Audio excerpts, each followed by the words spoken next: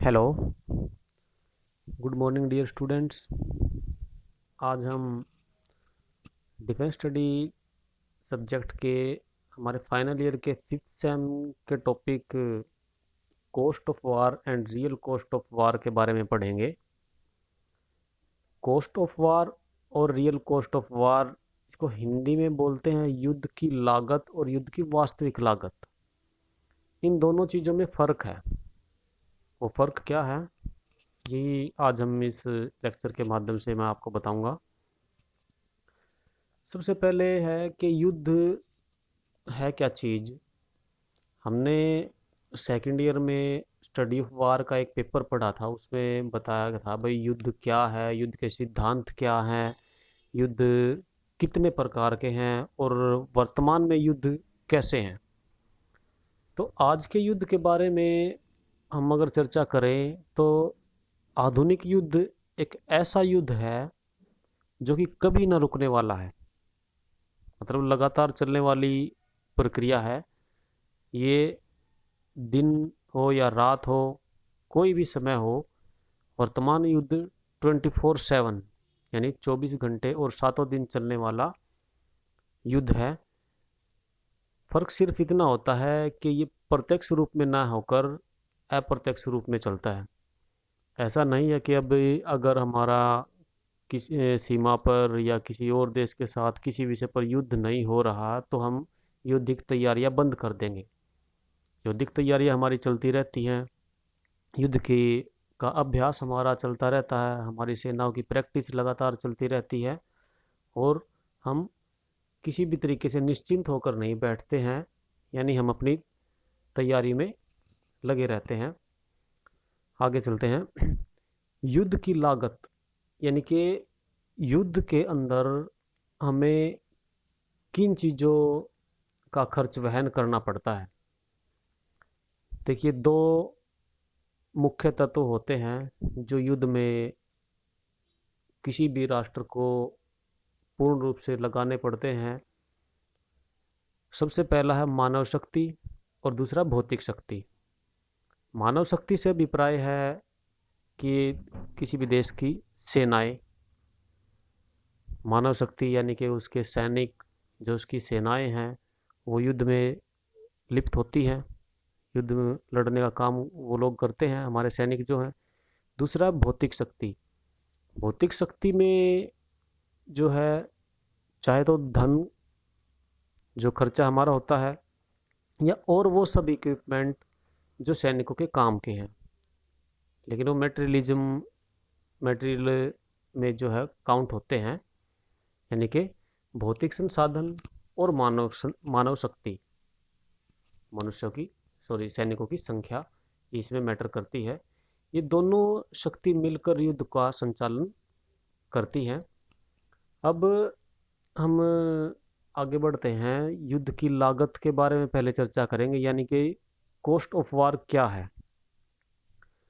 Cost of वार में सबसे महत्वपूर्ण बात है कि हम युद्ध की कीमत, उसके आर्थिक खर्च के बारे में चर्चा करते हैं।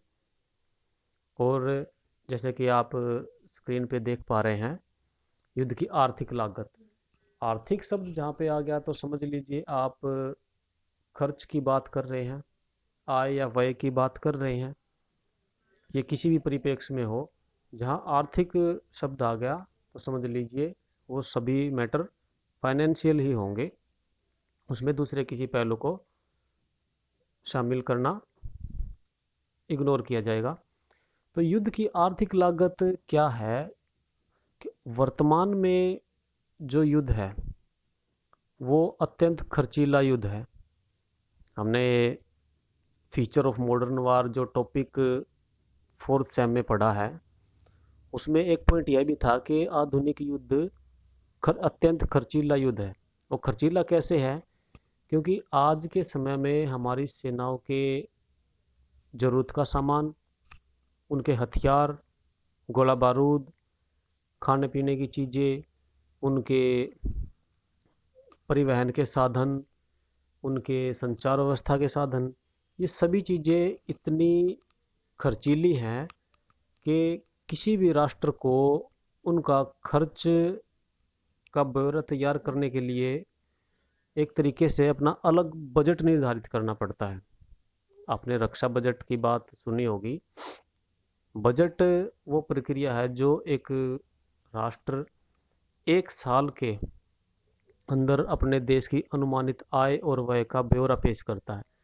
हमारे देश का जो बजट है उसमें एक हिस्सा रक्षा बजट का होता है। रक्षा बजट वो है जो भारत एक साल के अंदर अपनी रक्षा सेनाओं के ऊपर खर्च करेगा। उसमें हमारे तीनों सेनाएं, थोड़ा सा हिस्सा उसमें डीआरडीओ और हेल का भी होता है। इन सभी सेनाओं को वो बजट बांट दिया जाता है प्रतिशत के हिसाब से, जिस भी सेना का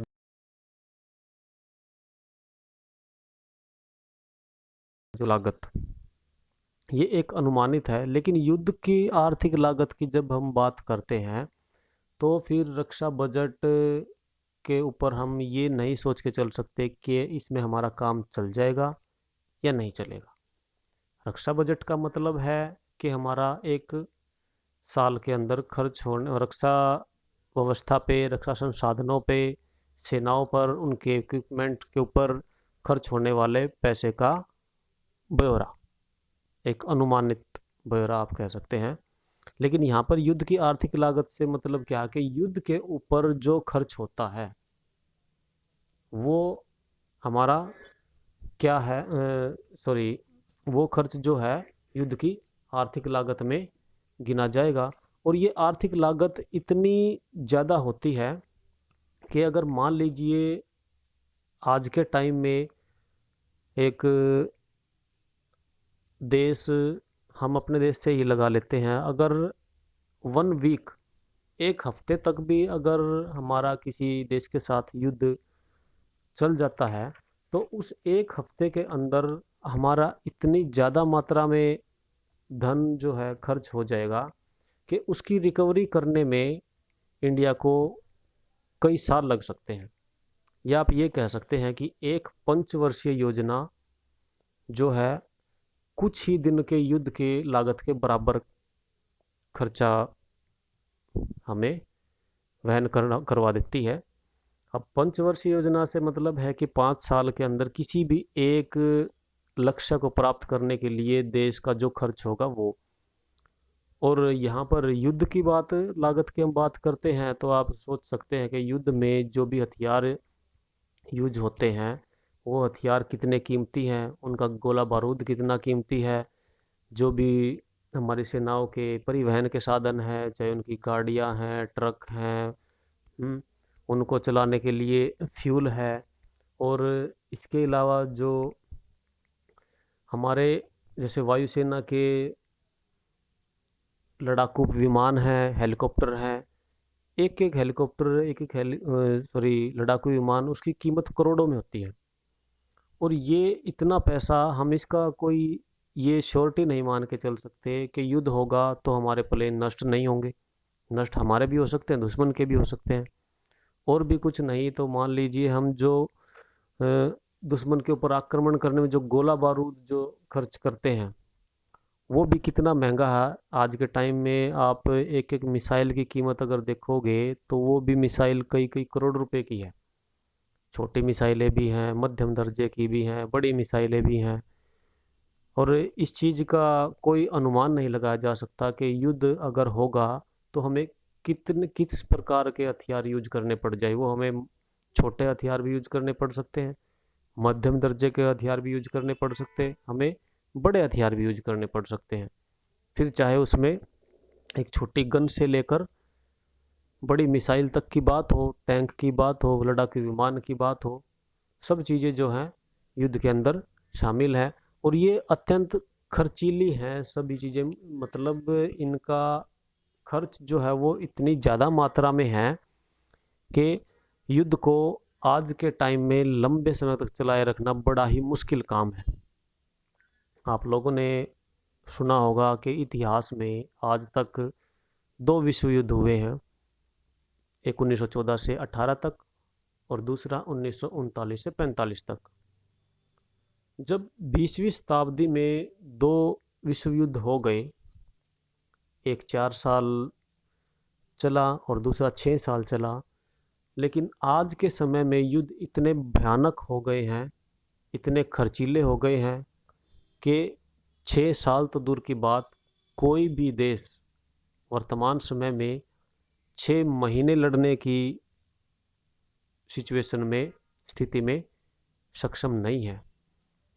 इवन चाहे हम अमेरिका की बात कर लें, रूस की बात कर लें, चाइना की बात कर लें, जिनका रक्षा बजट हमारे से ज़्यादा है, जो कि हथियारों के निर्यात के लिए, उनके प्रयोग के लिए, नए नए भयानक और विनाशकारी हथियार बनाने के लिए अंतर्राष्ट्रीय स्तर पर जाने जाते हैं। लेकिन वो देश भी युद्ध के खर्च को लंबे समय तक सहन करने में सक्षम नहीं है। आप देख सकते हैं स्क्रीन पर, यहाँ पर एक ब्यौरा दिया हुआ है, एक टेबल बनाई हुई है कि भाई देशों का रक्षा व्यय और कुल खर्च का प्रतिशत। जैसे सबसे पहला है यहाँ पे बांग्लादेश है और आगे है 10%, यानी कि बांग्लादेश अपने कुल खर्च का, एक साल के कुल खर्च का 10% अपने रक्षा व्यय पर खर्चता है। इसी प्रकार से भारत का है कि 21.5%, यानी हम लगभग 21.5% है, जो कि आज के टाइम में कुछ पॉइंट बढ़ा भी होगा। आप लेटेस्ट अगर इंटरनेट पे चेक कर सकते हैं, यानी कि 22% हम अपने बजट का, रक्षा बजट के ऊपर खर्च करते हैं। आगे फिर है हथियारों के प्रमुख निर्यातक देश। निर्यातक से मतलब है कि वो देश जो हथियार बनाकर दूसरे देशों को बेचते हैं, और इसमें 5 देश जो है सबसे ऊपर हैं इस टेबल में। सबसे पहले है अमेरिका, फिर इंग्लैंड, फिर रूस, फिर फ्रांस और फिर जर्मनी। ये 5 देश ऐसे हैं जो विश्व में हथियारों के निर्यातक हैं, जो कि, और हथियारों का निर्यात इनकी अर्थव्यवस्था में एक अहम भूमिका रखता है, जिससे विदेशों से आय प्राप्त होती है। फिर उसके नीचे है हथियारों के आयात करने वाले देश। आयात से मतलब है वो देश जो हथियार खरीदते हैं। निर्यातक हो गया बेचने वाले और आयात हो गया खरीदने वाले। इसमें हमारा देश भी शामिल है। जैसे पहले है दक्षिण अरब, चीन, मिस्र, भारत, ताइवान। इसके अलावा और भी बहुत से देश मिल जाएंगे, क्योंकि ये जो डाटा यहाँ पे दिया हुआ है ये सन 2002 और 3 का है। हम लेटेस्ट की बात करें तो ऐसी बात नहीं है कि आज के टाइम पे 5 ही देश हथियार खरीदने वाले हैं। विश्व के और भी बहुत से देश ऐसे मिलेंगे जो हथियार खरीदने का काम करते हैं, क्योंकि हमारे पास बहुत से हथियार स्वयं बनाने की तकनीक निर्मित नहीं है, और अगर हम उसको खुद बनाने पर जो खर्च करेंगे या जो समय हम लगाएंगे, उससे हमें दूसरों से लेने में वो कम खर्च में पड़ते हैं। तो इसलिए भारत जो है कुछ हथियार दूसरे देशों से लेता है, और कुछ जो है हमारे सेनाओं की ज़रूरतें हमारे हेल और डीआरडीओ वो पूरी कर देते हैं। इस प्रकार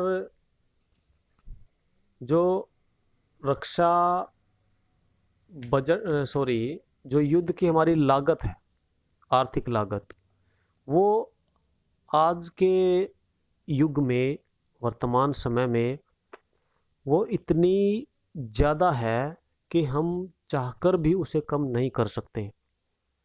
आप किसी भी साल को अगर देखोगे और उससे अगले साल का रक्षा बजट अगर हम देखेंगे तो उसमें लगातार बढ़ोतरी होती आ रही है, उसमें कमी नहीं है। आज का वर्तमान जो 2020-21 का जो रक्षा बजट है वो हमारा 4 लाख करोड़ से ऊपर पहुंच गया। अब आप सोच के देखिए 4 लाख करोड़ रुपए कितने ज़्यादा होते हैं। वो सिर्फ हमारे देश का एक साल का रक्षा बजट है, यानी कि वो पैसा जो भारत एक साल के अंदर, सिर्फ 12 मंथ के अंदर अपनी रक्षा सेनाओं के ऊपर खर्चेगा, उनकी ज़रूरत के ऊपर खर्चेगा, उनको विकसित करने के लिए खर्चेगा, उनके साजो सामान पर, उनके ज़रूरतों के ऊपर खर्चेगा। और ये रक्षा बजट हर साल लगातार बढ़ता ही जा रहा है, ये कम नहीं हो सकता, क्योंकि महंगाई जिस हिसाब से बढ़ती है, अंतर्राष्ट्रीय स्तर पर जो हथियारों के निर्यातक देश है उनकी भी, वो भी अपने हथियारों की कीमतें बढ़ाते जाते हैं। सभी चीज़ें जो टेक्निक है एक से एक नई आने से, चाहे संचार के साधन हैं, चाहे तकनीक से निर्मित और कितनी भी चीज़ें हैं, व्हीकल्स हैं, प्लेन्स हैं, हेलीकॉप्टर्स हैं, वेपन्स हैं, जो भी नई नई एडवांस टेक्नोलॉजी उनमें जुड़ती जा रही है, उससे उनकी कीमतें भी बढ़ती जाती हैं। फिर आगे चलते हैं कि प्रमुख देशों के रक्षा व्यय और सैन्य संतुलन। इस टेबल में हमें दिखाया गया है कि किस किस देश के जीडीपी यानी कि ग्रोस डोमेस्टिक प्रोजेक्ट्स इसको बोलते हैं, सकल घरेलू उत्पाद, कि कौन देश अपनी जीडीपी का कितना प्रतिशत हथियारों के ऊपर, रक्षा व्यय के ऊपर खर्च करता है। जैसे भारत है, भारत अपनी जीडीपी का 2.3% खर्चता है। इसी के अंदर आप अमेरिका का अगर देखते हैं तो 3.4% है, जबकि हमें ये पता अमेरिका हमारे से क्षेत्रफल में भी ज़्यादा बड़ा है, वो विकसित देशों में उसकी गिनती होती है। अंतर्राष्ट्रीय स्तर पर हथियारों के एक्सपोर्टर में उसका सैनिक शक्ति भी है, लेकिन फिर भी वो अपनी जीडीपी का ज़्यादा खर्चते हैं। क्यों? क्योंकि उनकी ज़रूरतें ज़्यादा है और अपने आप को एडवांस चीज़ों से निर्मित रखने के लिए उनके पास बजट हमारे से ज़्यादा। हमारा देश विकासशील देश है और हमारे देश में कुछ समस्याएं ऐसी हैं जिनको लगातार भारत को सामना करना पड़ता है जिनका, और इन समस्याओं का सामना करने के लिए हमारा जो खर्च होता है उसको हम, हमारी हमारा जो रक्षा बजट है अगर उसमें शामिल करें तो वो रक्षा बजट तो बढ़ जाएगा, लेकिन हमारी जो दूसरी समस्याएं हैं, जो हमारे आंतरिक समस्याएं हैं, उनके निपटारे के लिए भी हमें धन जुटाना पड़ता है। इसलिए हर एक देश की जीडीपी का जो प्रतिशत है वो डिपेंड करता है कि वो देश किस स्थिति में है, क्या वो विकासशील है या विकसित है, उसके पास कैसे संसाधन हैं, उसकी पॉपुलेशन कितनी है, वो पॉपुलेशन किस स्तर की है, वो संख्यात्मक है या गुणात्मक है। ये सब चीज़ें किसी भी देश के रक्षा बजट को निर्धारित करने में महत्वपूर्ण सहयोग रखती हैं। क्योंकि अगर सेनाएं ज़्यादा होंगी तो उनका खर्च भी ज़्यादा होगा, लेकिन सेनाएं कम होंगी तो हम ये भी नहीं मान के चल सकते कि अगर मान लीजिए भविष्य में हमें युद्ध का सामना करना पड़ गया तो हम अपने आप को सुरक्षित रख पाएंगे। तो ये एक ऐसा संतुलन किसी भी देश को बना के चलना पड़ता है कि उसे अपनी सुरक्षा व्यवस्था को भी बनाए रखना है, अपनी रक्षा ज़रूरतों को भी पूरा करना है, अपनी सेनाओं को भी लगातार बनाए रखना है और उनकी धीरे धीरे बढ़ोतरी भी करनी है। इन सब चीज़ों को ध्यान में रखकर जो है रक्षा व्यय निर्धारित होता है। और जो हमारा मुख्य बिंदु है कि आर्थिक लागत, वो आर्थिक लागत आज के समय में युद्धों की इतनी ज़्यादा हो गई है कि अगर मान लीजिए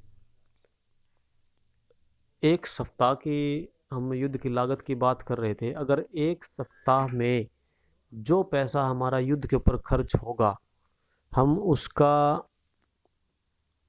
आंकलन करने लग जाएं तो वो इतना पैसा होगा कि उस पैसे से हम पूरे देश की जनसंख्या के लिए एक साल के लिए चावल की कीमत के बराबर हम मान के चल सकते हैं। आप सोच के देखिए कि हमारे देश की पॉपुलेशन आज 135 करोड़ हो चुकी है। 135 करोड़ लोग एक साल तक जो चावल खाएंगे उसकी जो कीमत होगी वो सिर्फ हमारे एक सप्ताह के अंदर युद्ध में लग सकती है, ये अनुमान है। जरूरी नहीं कि ये लगे, इससे कम भी लग सकता है, लेकिन ज़रूरत पड़ने पर इसके से ज़्यादा भी लग सकता है। क्योंकि जो हथियार हम दूसरे देशों से खरीदते हैं, जो इक्विपमेंट हमें दूसरे देशों से खरीदते हैं, उनकी कीमत आज इतनी ज़्यादा हो चुकी है। और युद्ध में तो खर्च, आप ये मान के चलिए कि पैसा पानी की तरह बहाना पड़ता है किसी भी देश को। क्योंकि उस टाइम पे हम खर्च को ना देखकर हमारा सबसे पहला जो फोकस होता है वो किस चीज़ के ऊपर होता है कि हमें जीत हमारी होनी चाहिए, हमें अपने अस्तित्व को बचाना है। और जीत के लिए फिर कोई भी राष्ट्र अपनी पूरी ऊर्जा लगा देता है, वो खर्च की उसमें फिर कोई गुंजाइश खर्च में कटौती कोई गुंजाइश उसमें नहीं होती। फिर आगे चलते हैं। दूसरा जो हमारा इस विषय का महत्वपूर्ण बिंदु है, युद्ध की वास्तविक लागत। ये वास्तविक लागत क्या होती है? हमने यहाँ पर दो पॉइंट पढ़े हैं, दो पॉइंट हम पढ़ रहे हैं इस टॉपिक में। एक तो युद्ध की लागत और दूसरा युद्ध की वास्तविक लागत। युद्ध की लागत के अंदर हम युद्ध के आर्थिक खर्च के ऊपर चर्चा करते हैं कि हमारा आर्थिक जो है खर्च क्या है, युद्ध की कॉस्ट क्या है, युद्ध की कीमत कितनी भारी मात्रा में पड़ती है किसी भी देश के ऊपर। और युद्ध की युद्ध की वास्तविक लागत जो है वो युद्ध की आर्थिक लागत से अलग है।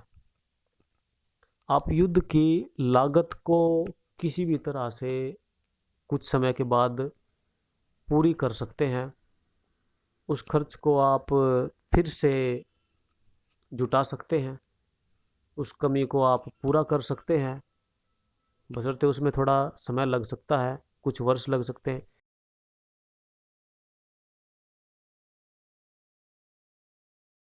जिसमें किसी भी देश के ऐसी चीज़ों का नुकसान होता है जिनको आप किसी भी कीमत पर वापस नहीं ला सकते।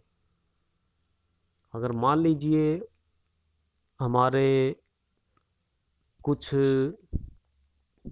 हथियार युद्ध में नष्ट हो गए, कुछ व्हीकल्स हमारी सेनाओं के नष्ट हो गए, कुछ गोला बारूद हमारा जो उसमें खर्च हो गया, इन सब चीज़ों को हम दोबारा फिर से खरीद सकते हैं, बना सकते हैं। लेकिन युद्ध की वास्तविक लागत में जो नुकसान होता है वो ऐसा नुकसान होता है, उसको हम किसी भी कीमत पर, कितनी भी गुना कीमत देकर हम उसको वापस नहीं पा सकते। वो चीज़ क्या है? जो मानवीय गुण, जिनका नुकसान जो होता है, जो मानव शक्ति हमारी उसमें लगती है, जो सैनिक हमारे शहीद हो जाते हैं युद्ध में, वो हमारे युद्ध की वास्तविक लागत है। और एक सैनिक जो देश के लिए तो सिर्फ एक सैनिक है, लेकिन उसके साथ सिर्फ एक सैनिक का ही रिश्ता नहीं होता, उसके साथ और भी बहुत से रिश्ते जुड़े होते हैं। कोई भी सैनिक किसी भी परिवार में अपने बहुत से अलग अलग भूमिकाएं निभाता है। वो किसी का बेटा भी होता है, वो किसी का पिता भी होता है, किसी का वो पति भी होता है, वो किसी का भाई भी होता है, और भी बहुत से अन्य रिश्ते उसके साथ जुड़े होते हैं। हम पैसे के खर्च को किसी तरह भरपाई कर सकते हैं, आर्थिक नुकसान को हम किसी तरह पूरा कर सकते हैं, लेकिन हम जो सैनिक हमारे युद्ध में शहीद हो जाते हैं उनकी भरपाई हम किसी भी कीमत पर नहीं कर पाते। हम पैसे देकर किसी की मदद तो कर सकते हैं, जैसे हम भारत सरकार जो करती है कि भाई अगर कोई भी सैनिक शहीद हो जाता है तो उसके परिवार की आर्थिक मदद के लिए उसे धनराशि दी जाती है। लेकिन क्या हम उस पैसे से उस परिवार के लिए उस इंसान को दोबारा ला सकते हैं? बिल्कुल नहीं। हम पैसे देकर आर्थिक मदद तो कर सकते हैं उस परिवार की, लेकिन हम उनका वो बेटा, उनका वो पिता, उनका पति, उनका भाई जो उस परिवार से हमेशा के लिए चला गया, उसको हम कभी भी वापस नहीं ला सकते। तो ये युद्ध की वास्तविक लागत है। जो बलिदान इसमें चला जाता है, जो नैतिकता इसमें देखने को मिलती है, जो मानवीय मूल्यों का इसके अंदर, युद्ध के अंदर नुकसान होता है, जो लोग अपने परिवार से, सगे संबंधियों से बिना मिले ही चले जाते हैं, वो हमारे युद्ध की वास्तविक लागत है। और इस लागत को हम किसी भी माध्यम से, किसी भी लागत से दोबारा पूरा नहीं कर सकते। एक एग्जाम्पल मैं आपको यहाँ पे देना चाहूँगा।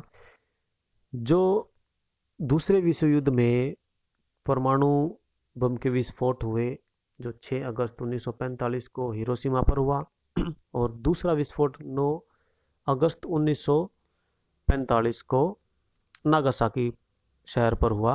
ये दोनों शहर जापान के शहर थे, और उन दोनों शहरों पर परमाणु बम के विस्फोट से जो हानि हुई, उसमें वो एक ऐसा नुकसान इस धरती पर, इस ग्रह पर उस युद्ध के दौरान हो गया कि इन दोनों शहरों में आज भी मानव जीवन स्वस्थ रूप से नहीं पनपता है। ठीक है, जापान दूसरे विश्व युद्ध में का एक कारण था। जर्मनी, इटली और जापान, ये तीनों देश जो है धुरी राष्ट्र थे, जिनकी वजह से ये, जिनका युद्ध में मुख्य एक भूमिका थी जो तीन देशों ने मिलकर निभाई। लेकिन जापान के अंदर रहने वाले नागरिक, जापान के इन दो शहरों के अंदर बसे हुए लोग, बच्चे, बूढ़े, पेड़ पौधे, जीव जंतु, पशु पक्षी, इन सब चीज़ों का तो उस युद्ध से कोई भी ताल्लुक नहीं था।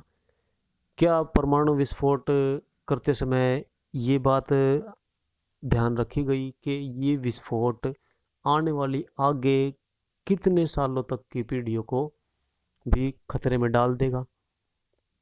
कितने आने वाले लंबे समय तक ये वहाँ से एक स्वस्थ वातावरण को ख़त्म कर देगा? इसके अंदर कितने सारे लोग कि जो कि हर एक उम्र के हो सकते हैं, चाहे उसमें बच्चे हैं, जवान हैं, बुजुर्ग हैं, वो इसमें मारे गए। पशु पक्षी, पेड़ पौधे और जो है भौतिक चीज़ें इसमें नष्ट हो गई। चलो, भौतिक चीज़ों को तो हम फिर से भी बना सकते हैं, लेकिन जो मानवता का जो नुकसान इसमें हुआ, वो एक ऐसा नुकसान हो गया जो आज तक वहाँ पर पूरा नहीं हो पाया है। और ये बात सर्वमान्य सत्य है कि युद्ध के दौरान हम इस चीज़ का तो मुख्य लक्ष्य लेकर चलते हैं कि जीत हमारी होनी चाहिए। लेकिन इस जीत के चक्कर में, इस जीत की लालसा में हम कितनी युद्ध की लागत बढ़ा देते हैं और कितनी वास्तविक लागत की हानि उठा लेते हैं। हम आर्थिक लागत, युद्ध की लागत की भरपाई कर सकते हैं, मैं पहले भी बता चुका हूँ आपको, लेकिन युद्ध की वास्तविक लागत जो है उसको हम किसी भी कीमत पर, किसी भी जरिए से, किसी भी प्रकार से दोबारा नहीं ला सकते। और ये हमारा एक मुख्य डिफरेंस है, अंतर है युद्ध की वास्तविक लागत और युद्ध की लागत में। कि युद्ध की वास्तविक लागत ऐसी लागत होती है जो एक बार नष्ट हो गई तो दोबारा प्राप्त करना उसको मुश्किल है, लेकिन युद्ध की लागत को आप दोबारा फिर से पा सकते हैं कुछ समय के बाद। लेकिन युद्ध की वास्तविक लागत में चाहे आप कितना भी समय बिता लो, उसको दोबारा से हम प्राप्त नहीं कर सकते। और ये हमारा आज का टॉपिक था। तो डियर स्टूडेंट्स, मेरी रिक्वेस्ट है आप सभी से, आप प्लीज़ इसको ज़रूर सुने, पढ़ें और इससे अपना ज्ञान बढ़ाएं। Thank you so much.